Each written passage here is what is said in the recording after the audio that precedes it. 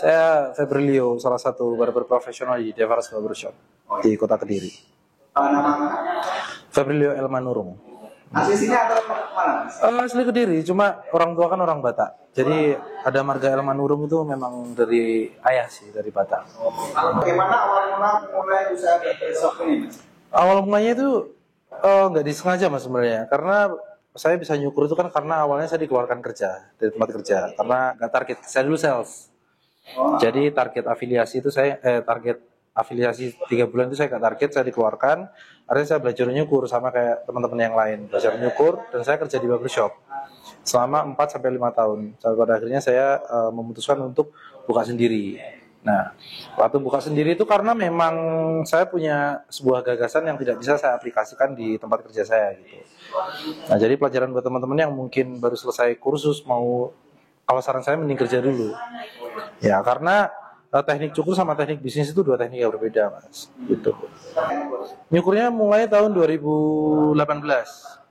2018 saya mendirikan barbershop sendiri itu 2021. Oke, jadi 18 sempat itu Mas, berarti sempat masuk ke pandemi. Ya, itu waktu pandemi. Jadi ketika saya buka itu tanggal 1 Juli, tanggal 3-nya itu PPKM kalau masih ingat. PPKM. Nah, waktu pandemi. Nah, seperti yang saya bilang tadi di awal, ketika kita mau memutuskan untuk membuka usaha barbershop, pastikan kita punya sebuah gagasan ataupun suatu rencana yang dimana memang itu benar-benar nggak bisa diaplikasikan di tempat kita kerja. Kebanyakan orang-orang itu kan kalau buka barbershop atau buka usaha karena alasannya dia capek kerja ikut orang gitu. Nah, sedangkan saya itu bukan soal capek kerja ikut orang atau gimana, tapi memang saya punya suatu rencana dan gagasan yang tidak bisa saya implementasikan di tempat kerja saya gitu. Nah, soal bagaimana masalah pandemi sebenarnya sudah saya persiapkan sih masalah itu. Pandemi itu kan 2019 ya. COVID-19 2019, 2020 saya masih kerja di barbershop di Kota Kediri. Itu kena yang namanya PSBB. PSBB selesai, saya memutuskan untuk membuka barbershop, akhirnya kena PPKM. Nah, bagaimana cara kita bertahan ya?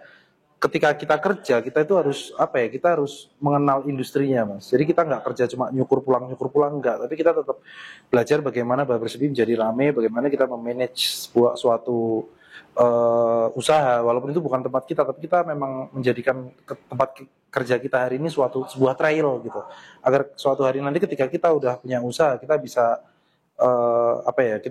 udah ahli di bidang itu, udah kenal dengan industrinya. Kenapa kok memilih usaha barbershop bukan yang lainnya? Jadi usaha itu masalah supply and demand, Mas. Kalau kita lihat dari segi bisnis itu soal supply and demand. Kalau kita tahu sekarang siapa sih yang nggak pernah cukur gitu? Siapa sih dari kita zaman TK, bahkan kita sebelum kita sekolah, kita udah tahu yang namanya cukur rambut. Nah, sampai hari ini pun cukur rambut itu tetap ada, tapi yang membedakan itu kan istilahnya aja. Tapi masalah kebutuhan marketnya itu masih tetap ada. Potensial marketnya itu gede banget kalau cukur rambut karena banyak yang butuh. Tapi ya memang namanya aja yang beda, ya, ada yang bilang barbershop, pangkas rambut atau hair studio. Yang jelas memang segmen market dari cukur rambut itu sendiri nggak pernah habis, Mas. Gitu. Ide awal terbentuknya nama barber, Mas? Ide awal terbentuknya barber, nah masalah brand itu saya bukan tipikal orang yang filosofis. Jadi nama brand itu, kalau menurut saya pribadi, karena saya dulu orang marketing, nama brand itu harus mudah diingat, mudah dibaca, mudah dieja. Jadi untuk penyebutan kata Devaras dengan tulisannya pun sama. Dan fontnya kalau bisa dilihat, fontnya pun bisa dibaca dengan mudah gitu. Sebenarnya untuk nama sih, banyak orang bilang kalau nama itu doa ya, tapi kalau bagi saya nama itu adalah implementasi dari doa itu sendiri, biar mudah diingat orang. Konsep desain apa yang Anda terapkan di barber, Mas? Untuk konsep desain, karena saya dulu nge-paint ya, Mas, jadi saya lebih suka konsep yang semi metal sih, metal. Tapi dari hal itu kita nggak boleh terlalu idealis, Mas. Karena kita juga menyesuaikan segmen market juga gitu. Ya mungkin kalau bisa dilihat mungkin ornamen yang ada di sini serba hitam kayak gitu, tapi nggak semua sih. Tapi kalau semua serba hitam nanti kan segmen marketnya nggak nyampe, karena segmen market kita kan segmen market menengah ke atas dengan ya keluarga lah, family. Tapi kita nggak meninggalkan konsep-konsep kayak konsep-konsep metal gitu.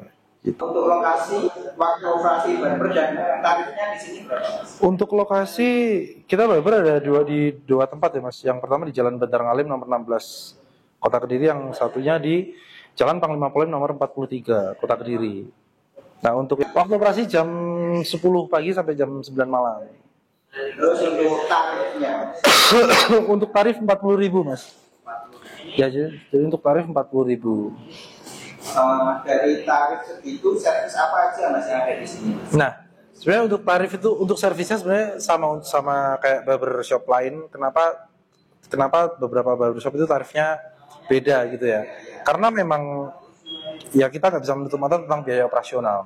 Nah, setiap barbershop itu kan punya biaya operasional yang berbeda-beda. Jadi untuk tarif itu biasanya disesuaikan sama segmen market. Sebelum kita menyesuaikan segmen market, kita sesuaikan dulu positioningnya, lokasi. Kalau di Devarus ini kan saya punya kriteria tentang positioning, dekat pemukiman warga, dekat pusat perbelanjaan dan pendidikan. Biasanya tempat lokasi-lokasi yang strategis kayak gitu kan mahal untuk sewa kiosnya kan. Jadi memang agak mahal karena memang biaya operasional kita memang agak gede. Yang pertama itu. Yang kedua memang kita segmen marketnya segmen market menengah ke atas Mas. Jadi untuk konsep-konsep premium kayak gitu. Waktu nyukur Mas, kira-kira ada kesulitan apa tidak? Untuk awal-awal dulu iya, tapi kalau sekarang enggak. Ini enggak. Kesulitan yang biasa ditemui di sana. Kesulitan selama di barbershop. Ya selama ini selama 2 tahun ini kesulitan paling PPKM sama penutupan jalan. Kalau teman-teman tahu Jalan Bandar Ngalim kan sempat ditutup itu kan, jembatan. Nah itu kita mengalami kesulitan. Nah sebenarnya hal-hal yang seperti itu tuh bisa kita atasi kalau kita tahu apa namanya, tahu cara mainnya. Kita udah kenal sama industrinya, kita tahu. Nah kita harus punya yang namanya dana backup Mas. Kalau kita berbicara soal bisnis, kita harus punya dana backup. Apabila nanti barbershop kita ada kendala kayak penutupan jalan, PPKM, bagaimana kita bisa bertahan ya dari dana itu. Pernah nggak Mas sampai waktu nyukur customer minta A tapi jadinya jeburan B? Iya. Kalau salah model sih enggak, cuma kita memang customer itu karena customer nggak semuanya tahu hairstyle ya, karena dia yang dilihat itu kan foto. Sedangkan foto itu biasanya kan jenis rambut, karakter rambut dan kulit kepala itu kan beda sama customer. Nah kita berikan edukasi, Mas ini nggak cocok hairstyle kayak ini nggak cocok, cocoknya seperti ini loh kayak gitu. Karena biasanya kan customer kalau nunjukin foto Ronaldo misal, yang dilihat kan Ronaldonya, bukan jenis rambutnya atau tipe rambutnya kayak gitu. Jadi kita lebih edukasi aja sih. Konsultasi dulu, rambut seperti ini tuh cocoknya kayak gimana, jenis rambut, terus bentuk kepala juga, face, kita kan harus disamakan Mas, kayak gitu. Dicari taper, karena taper itu kan untuk model rambut formal ataupun non formal kan dia tetap bisa taper fade kayak gitu. Untuk rata-rata pelanggan per harinya? Dan per hari 10 sampai 15. Budget awal Mas untuk membangun barber ini? Sebenarnya untuk budget awal membangun barbershop itu tergantung konsep. Konsep itu tergantung segmen market apa yang akan kita tuju. Misal kalau segmen market kita segmen market yang menengah ke atas, ya tentu kita butuh budget yang sedikit banyak karena segi perabotan, interior kita kan harus menyesuaikan. Tapi kalau untuk barbershop yang segmen marketnya kelas menengah yang sederhana lah, itu nggak perlu terlalu mewah sih Mas. Gitu. Jadi untuk berapanya itu relatif tergantung segmen market mana yang dituju gitu. Untuk sekarang berapa partner kerja? Untuk partner kerja sekarang ada 7. Ya sama saya 7. Di marketing Mas, itu bagaimana? Tidak bisa dipungkiri bahwa zaman sekarang itu kita pakai konten ya Mas. Zaman sekarang tuh jualan itu kita harus online karena customer itu sebelum kita membeli suatu produk atau menggunakan suatu jasa, ibaratnya customer sebelum mengkonsumsi produk atau jasa kita, mereka mengkonsumsi konten kita. Konten itu kan menunjukkan prototype kita, profiling kita, branding kita, apa yang kita tawarkan. Nah, di situ dari konten itu kita bisa menyampaikan informasi-informasi apa yang kita tawarkan ke customer. Tantangannya dari saat ini kalau sekarang itu lebih ke masalah tim sih Mas. Masalah tim karena kita bekerja kan sama manusia bukan sama robot gitu. Mereka juga punya ego, mereka juga punya perasaan, mereka juga bisa berpikir. Jadi untuk tantangannya memang rata-rata di masalah SDM sih Mas kalau sekarang. Ya kalau dulu belum punya barber, Tantangannya adalah nggak punya modal, nggak punya uang. Kalau sekarang lebih sulit lagi sih soal SDM gitu. Terus untuk mengatasi Untuk mengatasi ya heart to heart mas, kita biasanya sering ngobrol heart to heart, kita sering ngopi bareng. harapan dan target ke depannya. Harapan dan target kedepannya kita, kalau harapan saya pribadi, saya pengen di mana semua tim yang ada di sini itu bisa menjadi apa ya, menjadi tulang punggung keluarga gitu loh. Jadi seseorang yang punya impact yang besar dalam keluarganya gitu, memiliki suatu pengaruh yang besar di keluarganya. Mungkin yang punya istri bisa menafkahi istrinya dari pekerjaan ini.